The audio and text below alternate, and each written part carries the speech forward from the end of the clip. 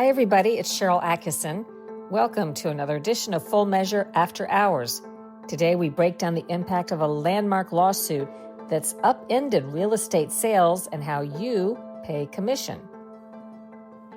For decades, buying or selling a home in the United States has meant navigating a maze of real estate agents, commissions, and unspoken rules, with most American consumers unaware that the seller paid for everyone's agent or that those fees paid for the real estate were negotiable. A landmark class action lawsuit that you may not have heard about will impact you if you buy or sell a house now. The suit was filed against the National Association of Realtors. It has upended the whole system, exposing conflicts of interest and sparking what some call a fair, more transparent market, while others, including some realtors, decry it all as a confusing mess. As new rules reshape how homes are bought and sold, both buyers and sellers are now grappling with a process that is theoretically clearer but possibly murkier in practice. That's the topic of my cover story on Sunday, October 19th, and today you're going to hear from a plaintiff, a homeowner, in the critical lawsuit that changed everything. His name is Jared Bright.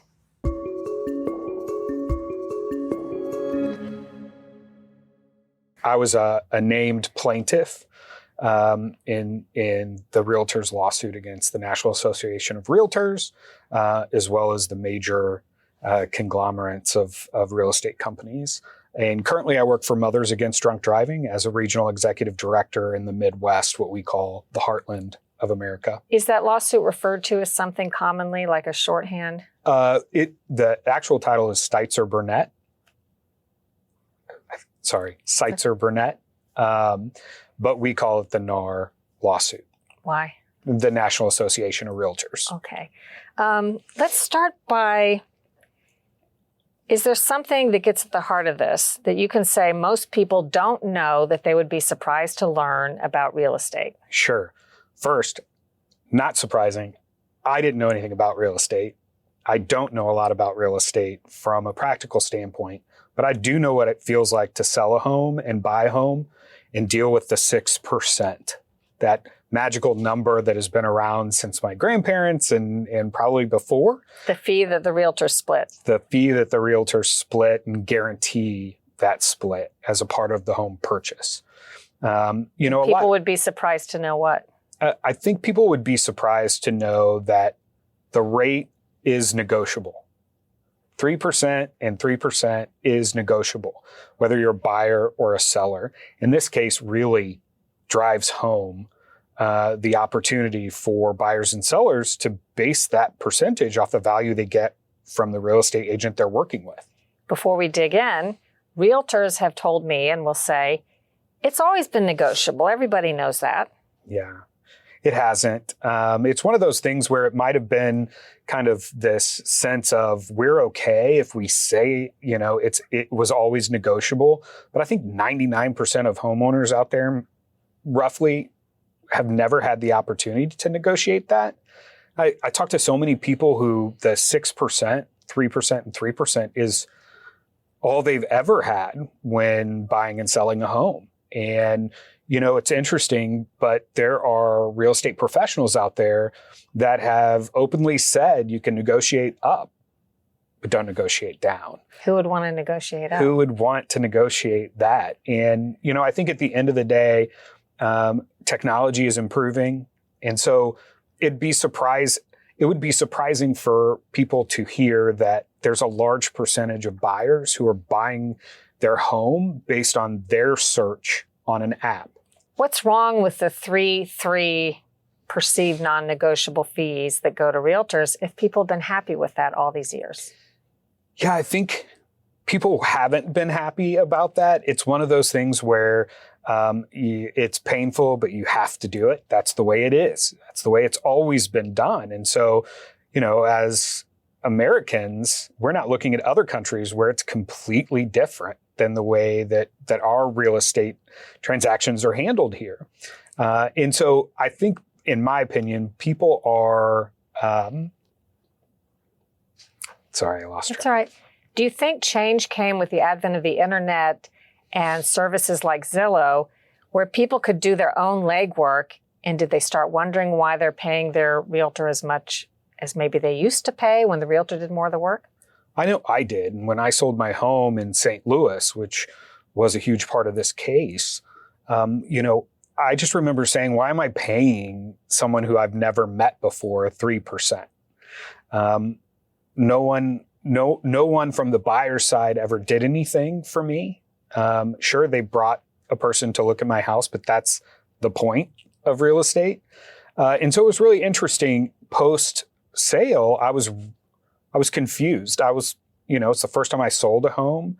And I really wondered, where's the fairness in paying 3% and 3%? And it happened to be that my real estate agent at the time was giving me a law enforcement discount, 5.5%. And it wasn't until trial, a decade later, that we actually realized when looking at the paperwork, he actually charged me 6%.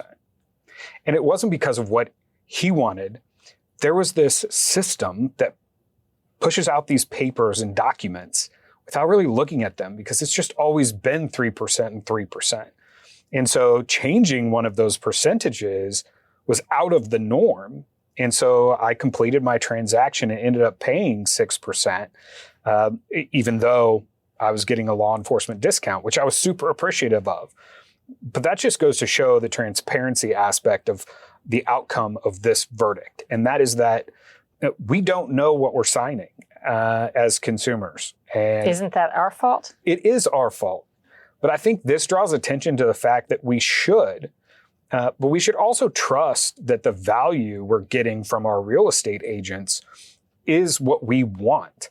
And so part of that value is the paperwork. So when the paperwork is done, if I can't trust my real estate agent to do the paperwork properly, then where's my negotiation aspect? If you show me one house and I show you 30 based on what I got off an app, is that really worth 3%? So it is, there was a couple of different things in there about, but yeah. How did the lawsuit come about? After I sold my home in St. Louis, I was talking to a friend who had entered this lawsuit as a plaintiff, and I was super intrigued. Right away, I was interested at the fairness issue. I didn't know any of the other stuff that came with this lawsuit about antitrust violations, transparency, commission, cooperative commissions. I didn't know any of that. I just knew I was questioning why I was paying someone 3% I never met, never did anything for me. And so I reached out to the law firm, and the firm and I, worked together with other plaintiffs, named plaintiffs, and of course a larger group. It kind of started, from curiosity. And part of that is just selling my first home and wondering why it was not what I kind of felt like it should have felt. What are some of the ethical issues that you think are raised by the system the way it was? If you can just give maybe a couple of them and clear explanation or shorthand. Sure. I think there should be competition. And part of this case is pointing out that there isn't or hasn't been competition in the past. And a great example would be where your agent works for the same parent company that the buyer's agent works for. And so are we really being competitive?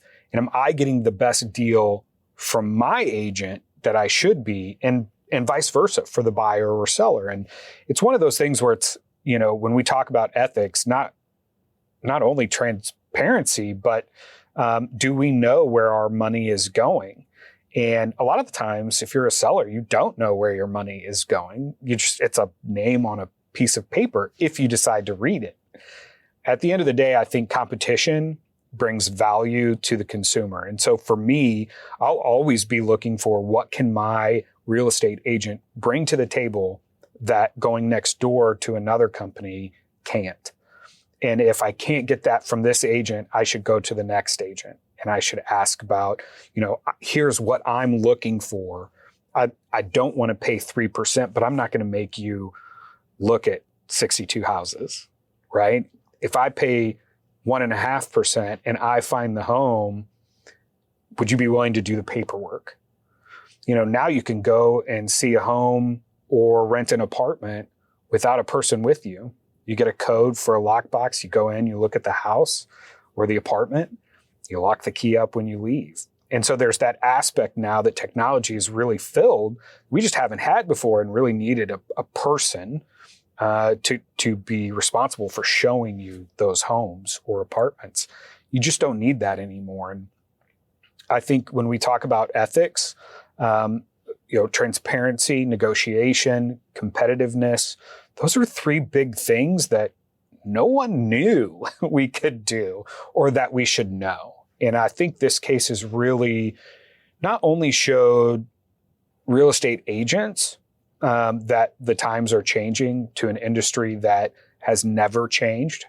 What are some of the remarkable moments, one or two, from the trial? The jurors had been there for a while and, watching them and talking to them, it was really interesting when the night before the trial, we discovered, looking through the paperwork, that I actually did pay 6% and not 5.5% like I'd always thought. Shame on me, sure, but it goes to show that if you don't actually look at what you're signing, number for number, that it could be wrong. And that came from a system that was so easily pushing out paperwork that was all the same, 3 and 3. And when we talked about this, and I was asked by Michael Ketchmark on the stand. Who's that? Michael Ketchmark is the trial attorney. On your side? Yes, on our side, the plaintiff's side. And, brilliant guy, and he's the one who found it the night before and called me at midnight and was like, "Hey, did you really pay 6 or 5.5%?" And I said, "Yes." And he screenshot and sent me the actual detail, and it wasn't. No, you didn't. And there was notable because one of the jurors gasped in surprise. So how did that play out? So you knew the night before. So on the stand, what did he say and what did you say? Yeah, one of the things Michael asked was, what did you pay for your home? I answered, and then he said, what percentage did you give the sellers and the buyers? And I said 3% and 3% is normal, but I got the law enforcement discount. And so I only paid 5.5%. And Michael Ketchmark said, well, you remember last night I came to you and said, I don't think you paid 5.5%. I think you paid 6%. I said, yes. And he says, how do you feel about that? And I said, stupid. I feel stupid. And I said that on the stand, and that's when one of the jurors gasped. And I think it was just a realization that it could happen to anybody. If you're not a real estate agent, you don't know real estate. If you don't deal or trade or buy and sell all the time, which most Americans don't, you don't know what should be happening. And part of this case is really drawn out the transparency issue. And a lot of that comes from value. What's being offered to me and what am I paying for? And we talked about that during the trial. I didn't get a lot of interesting questions from the lawyers of the other companies, including the National Association of Realtors. They were pretty standard questions, whereas we were really making the point that, I'm just a former police officer who now works for a nonprofit, and I sold a home and it wasn't fair. How can we make that better? Do you have any idea what the average price of a house is today? A few $100,000? I think it's around $350,000. So if let's say $300,000 for the sake of simple math, at 6% commission, 3 and 3 would be $18,000. Correct. So when you're talking about paying 0.5% more than you thought, that can be thousands of dollars. It's real money. And, to me at the time, on a public servant salary at the time, it was a lot of money. And And that is what drew kind of my attention to why am I paying this, or what am I paying for? And I think a lot of people understand that that's just the way it is. If you want to get your home in the past, if you want to get your home listed on the MLS, then the realtors that you're working with have to agree to 3% and 3%.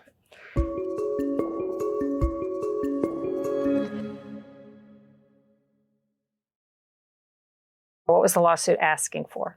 They wanted the commission issue fixed and more transparency and antitrust competition. So competition, commission, and transparency. So I don't know how the verdict was read, but was it complicated, like 20 different subsets, or could you tell right away that you guys won your case? When the verdict was read, we knew right away.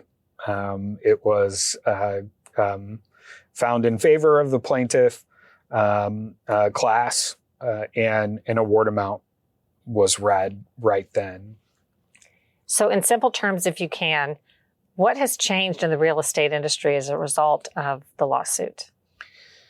So now, because of the competition and the negotiation, there's some upfront paperwork that you're agreeing to a certain price, a certain commission. And that's our opportunity to negotiate these commissions. And that's where you have to have an upfront conversation with your real estate agent and say, what are you giving me? What am I going to get out of this other than ultimately buying a home, which is the end goal?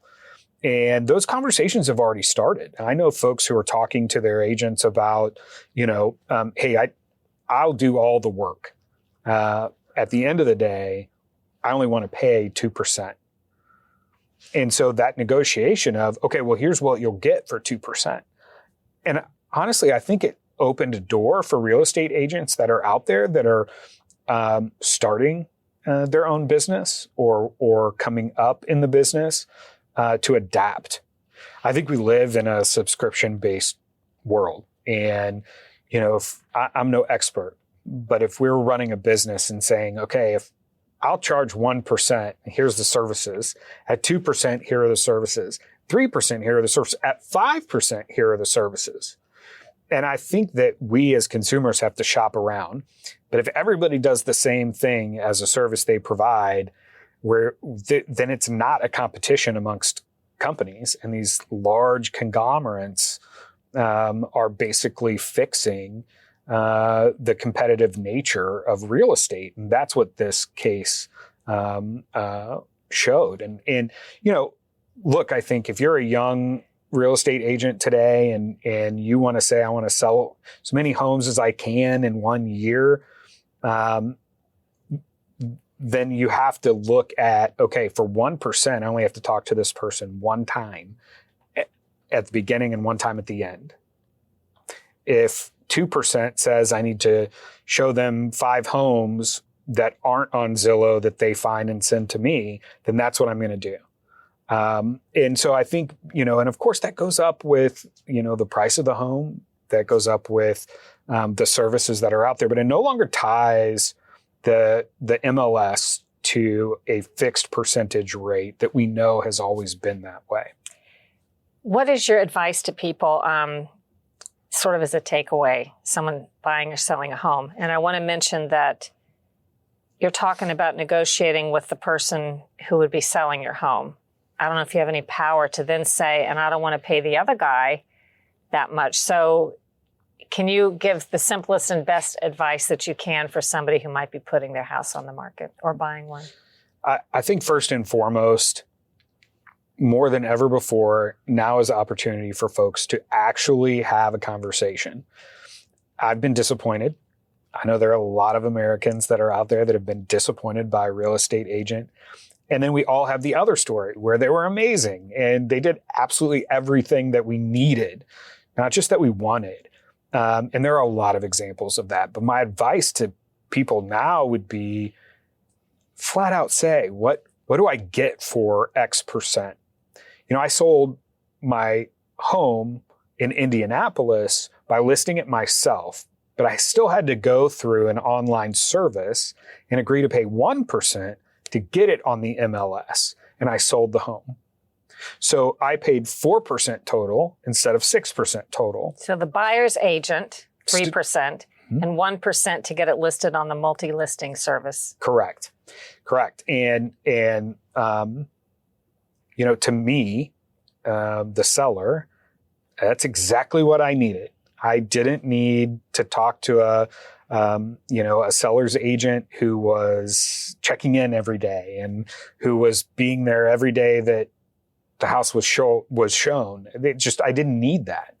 And so it was really interesting that I could do that with an online service with someone who I'll never meet and, just answers emails and updates my portal when reservations to see the place came up. And so people have to understand that there are alternatives to real estate agents. And so if I'm working with a real estate agent, I want them to also see the value in me as a customer. And so here, being transparent about what our needs are and also transparent from the other side about what value they're bringing to the table. We've never had those conversations before. I think most people would tell you that that's foreign to them. So my advice certainly is to have the conversation.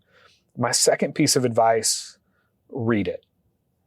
Read the contract before you sign it in the beginning.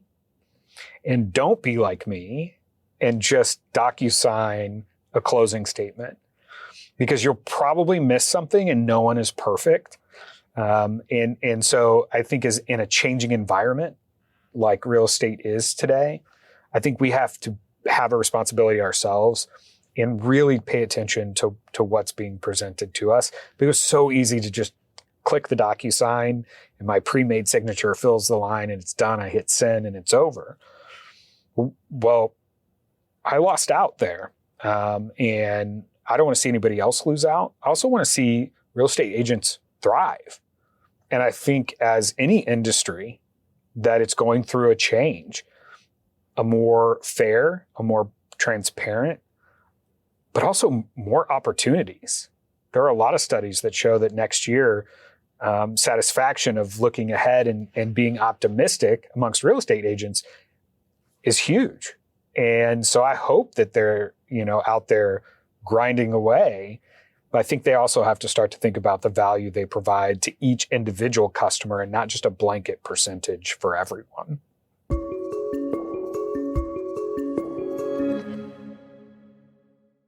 For more on this story and to hear different sides and different views, watch Full Measure on Sunday, October 19th.